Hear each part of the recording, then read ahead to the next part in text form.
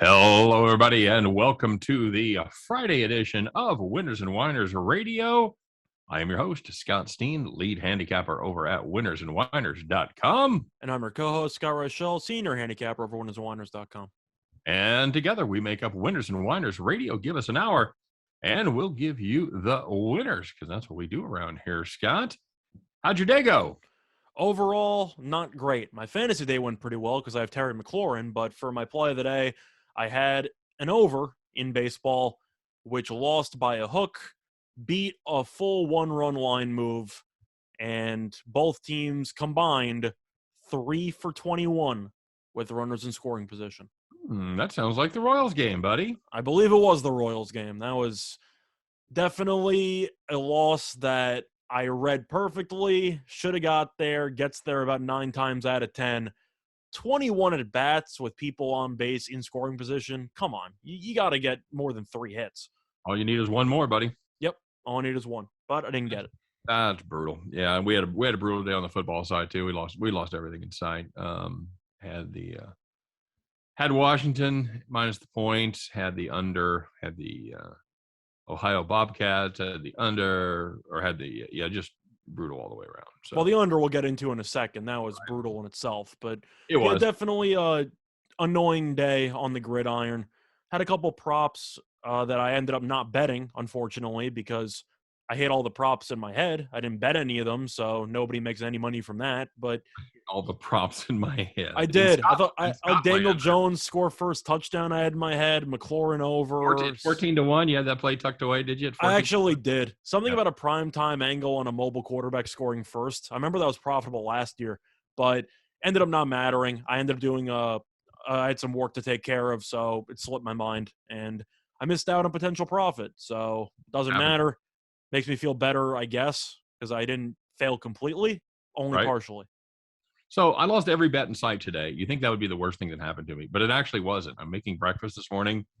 My wife is gone. She's out running errands, whatever. She has this, we live in an apartment, of course. So my wife she actually kind of runs the community garden. She kind of got roped into it. But anyway, she grows stuff at the community garden. People give her things. So people have been giving her peppers, and she brings these little sweet peppers home, and I usually cut up one, put it in with my my hash browns or my eggs, have a little delicious breakfast. So I cut one up today.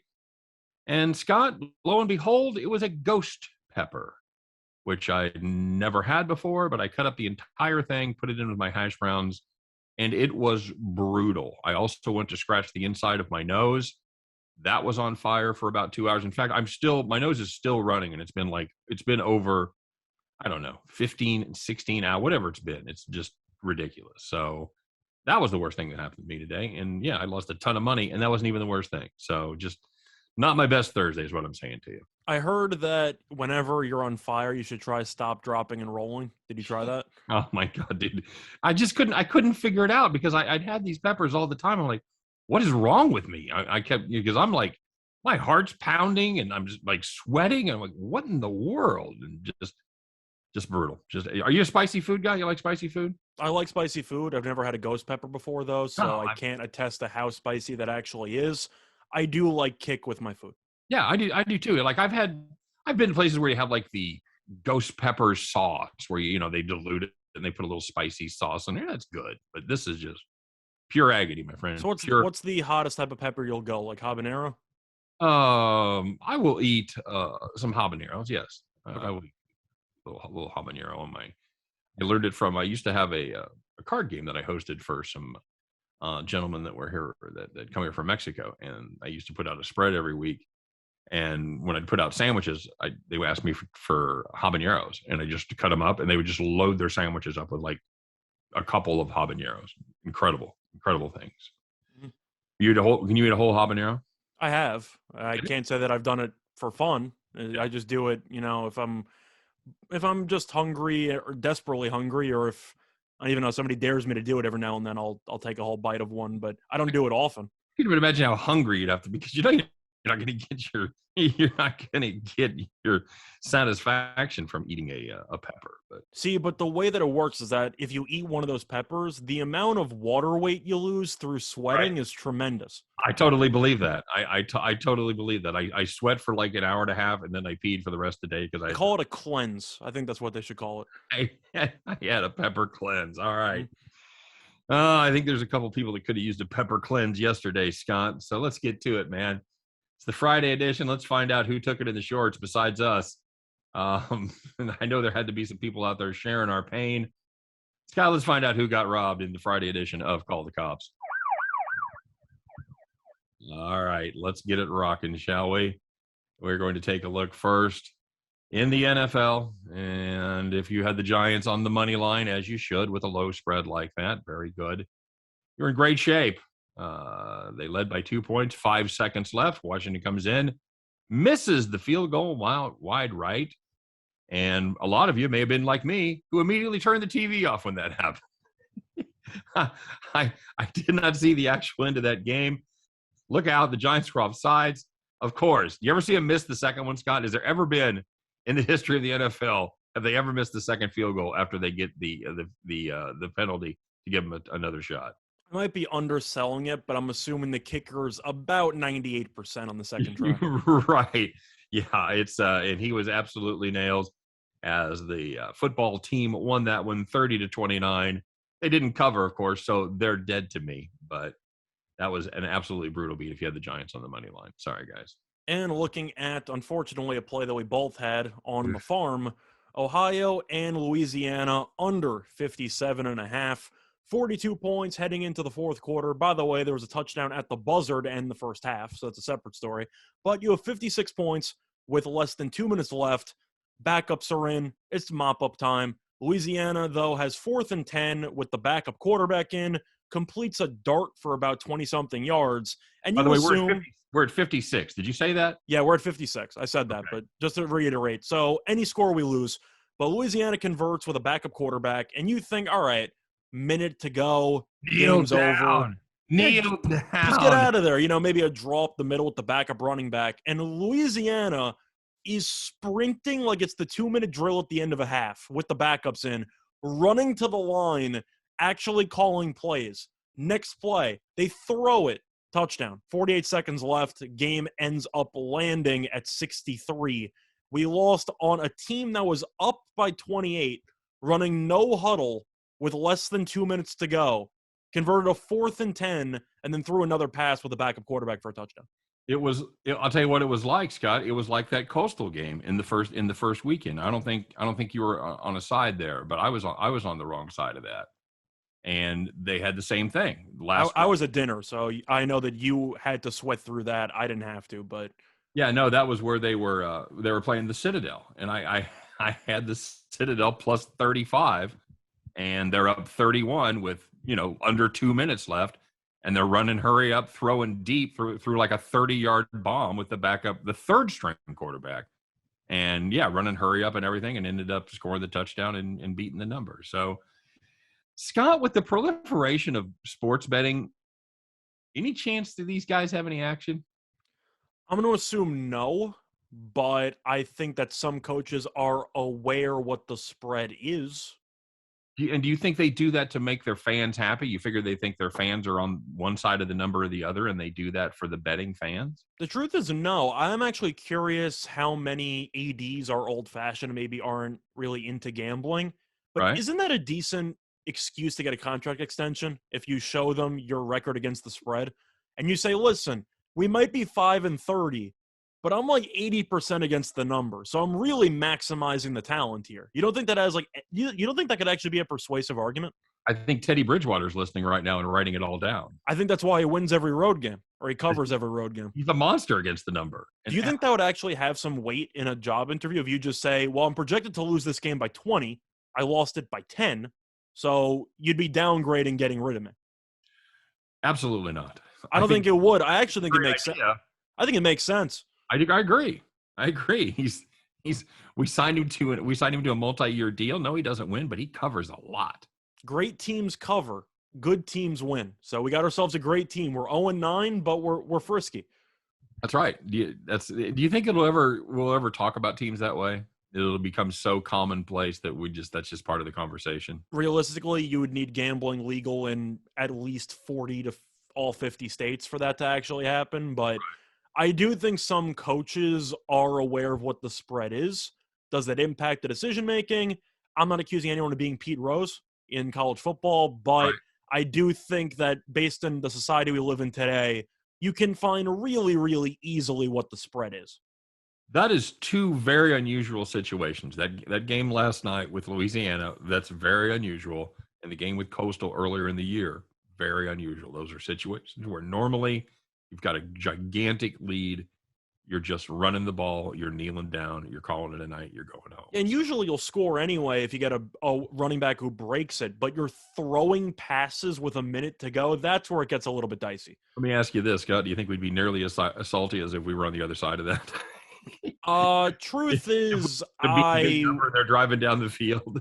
I think even if I win bets, I will try to be as unbiased as possible. Right. I would come on air and say I got really lucky because Louisiana also had the spread. Yeah, I agree. All right. So, food for thought. I'm, certainly not pointing any fingers in our little schmo show that we do here. It's just a little bit interesting. So, all right, Scott. Well, we got one that's going to bum me out in the next segment, so I'm going to bum you out in this one. You had the Yankees on the money line against the Orioles. I don't even know what was the number there, Scott. It had to be massive. Like minus 250, I think. There you go. So if you had the Yankees on the money line, you're out there laying 250. Well, you were in great shape going into the ninth inning. Scott, they got their closer back. They bring in Chapman for this one? No. Chapman pitched 3 days in a row. They did not go to Chapman. Not good. 2 outs, 2 strikes, bottom of the ninth. Who's pitching? You had Clay Holmes in the game. I'm sorry? Clay Holmes. Clay Holmes. That sounds like a recipe for disaster when it rains. Well, it was because it was raining. Was it really? Yeah, it was raining. Nice. So Clay Holmes, Scott, instead of getting that third strike with 2 outs and ending the game and giving the Yankees a little bit of hope, threw a wild pitch. Tying run scores. Orioles, they get into extras. They win it 3-2. If you had the Yankees on the money line, you're out a lot of money, and you can call the cops. Definitely a disappointing way to finish the Baltimore series. Yankees are hanging in there, kind of, but they're really punching themselves in the face every time they're supposed to do something. Half game back, man. That's brutal. Just brutal. All right, Scott. Well, the opposite is the people that were sitting in a good position. They had a nice, easy victory. Didn't have to sweat it at all. Of course, you know who you are because you spent the night in the rocking chair. So the first one was in baseball. If you had the Reds and Pirates under 8, you had 1 run in the 7th inning. You had no runs in the other 8 innings, and the Reds won 1-0. Big win for the Redlegs. A game that I don't know if they had to have it, but they've certainly they needed to get things turned around in the right direction. If you had the Cubs-Phillies over 9, you're in great shape. Cubs scored 7 runs in the 3rd. The Phillies said, hold my beer. They came out and scored 7 runs in the 4th. Phillies, they don't stop like the Cubs did. They kept on scoring. They ended up winning that one 17-8. Could have used one of those runs in the Royals game, huh, buddy? I definitely could have used one of those in the Royals game. Yeah. You had the over 24 in the Cubs-Phillies games. Congratulations. You were in the rocking chair. And the last one was the Astros on the run line against the Rangers, led 7-0 in the 4th inning, won 12-1. Oh, did you take it out? Which one? You took it out. I don't even know what you're talking about. You had you said you were gonna do the Giants. Oh, I thought about it, but we were saving that for Oddsmakers. We're drunk. Okay, all right, good enough. That's right. Oh, yeah, that's right. There's still more roasting coming. All right. So Scott, we had some discussion about this next award. It really wasn't much of a discussion. Well, we had the right people. We just need to know where to slot. Yeah, I'm not gonna lie. Both players are on the same team. We just had to picture what order we wanted to put it in. Yeah, and if you're sitting at home and you're like, those were switched, you can do that. We'd be okay. I'm sure you know who we're going to talk about, but we're still going to do it. All right, here we go. So let's find out who got the award, who's going to wear the golden feed bag for the entire weekend, Scott, because it's the Friday award. They're forced to wear it the entire weekend as we reveal the TGIF Donkey of the Day.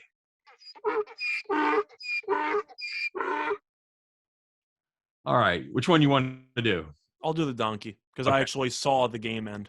Okay. So very good. Yeah, for the NFL, we're going back to it. You know where we're going, but we got to do it. Giants defensive lineman Dexter Lawrence. Now, he was a first-round pick out of Clemson. I'm sure some of you remember him. He was the guy who went offsides on the missed field goal attempt at the buzzer, which Washington missed. And of course, since he went offsides, Washington got another chance that was closer. And the Giants, unfortunately, were not able to dodge that bullet twice, as Hopkins made it on the second try, and Washington won the game. So Dexter Lawrence, as a defensive tackle, it wasn't even a guy trying to come around the edge. It was a guy who flinched right in front of the center, went offsides, and he basically costed his team the game. Brutal. Just absolutely brutal. Scott, remind me again, what is Joe Judge's background? Where's he come from? I believe he was a special teams coordinator in New England. Special teams coordinator. You'd think you'd have their special teams a little better shape. Anyway, I'm just saying. All right, quick reminder, you guys, that you are listening to Winners and Whiners Radio. Give us an hour, and we'll give you the winners. So, Scott, the other award here is one that we don't do every day, but there's certainly it certainly deserves today. Let's find out, Scott. You know what your parents used to say. They probably still do say it to you. Scott, I'm not mad. I'm just disappointed. So, in that same game, Scott, late in the fourth quarter, Daniel Jones, the much beleaguered Daniel Jones, had a pretty good night, by the way. Saved his best pass for last. Darius Slayton gets wide open on blown coverage by the football team. And Daniel Jones put it where, Scott? Right on the money. Right in his hands. Bloop. No catch. No touchdown. There's a field goal. Hey, you think they could have used those 4 extra points? Seems like they might have been able to, Scott. I'm not mad, Darius Slayton. I'm just disappointed. Definitely a backbreaker. Of course, the Giants were still in position. You could have made an argument if Washington would have lost the game. Heineke for that interception about 2 minutes to go, but they ended up winning the game anyway. That interception was so brutal, and now no one's going to remember it. He'd been making great decisions throughout the entire game, Scott. I can't believe they threw it on second down. He's elusive. I don't understand it. Well, I've been talking about it. I like Heineke. I think he's pretty good. Yeah, we talked about that, and that was one of my reasons for taking the football team, is I didn't think there'd be much of a drop-off between Fitzpatrick and Heineke. Well, the truth is there wasn't. The reason why you lost was because Washington's defense couldn't get a stop against Daniel Jones. Horrific. What the hell? The offense was good. It was the defense that just let Daniel Jones complete 75% of his passes. Yeah, I mean, you look at the stat line, and he had 95 rushing yards. I know. 95. I know. Well, and you look at the stat line, and you see that the football team had 4 sacks. I can't remember any of them. I think there were 3 of them were in the first half. It seemed like he had all night to throw the ball. They just set him up in the pocket. If he had to step up, he could step up. He had plenty of room, a clean pocket to step into his passes. Brutal. A team that you expect is going to be there on the defensive side absolutely let you down. If you'd have told me, Scott, before I make this bet, I'm going to lay Washington minus 3.5, and they're going to put 30 on the board. You're cashing that what you'd assume 99% of the time. I'd have bet a lot more money on it if you'd have given me that piece of information before the game started. I got a question for you about that game, though, since we're going to transition now into our thoughts on the game. How many times does a team need to run a read option for you to actually stay with the quarterback for once? Which game are you talking about? College, I'll give them a pass because Ohio's defense stinks. Washington is supposed to be a top 5 defense in the league.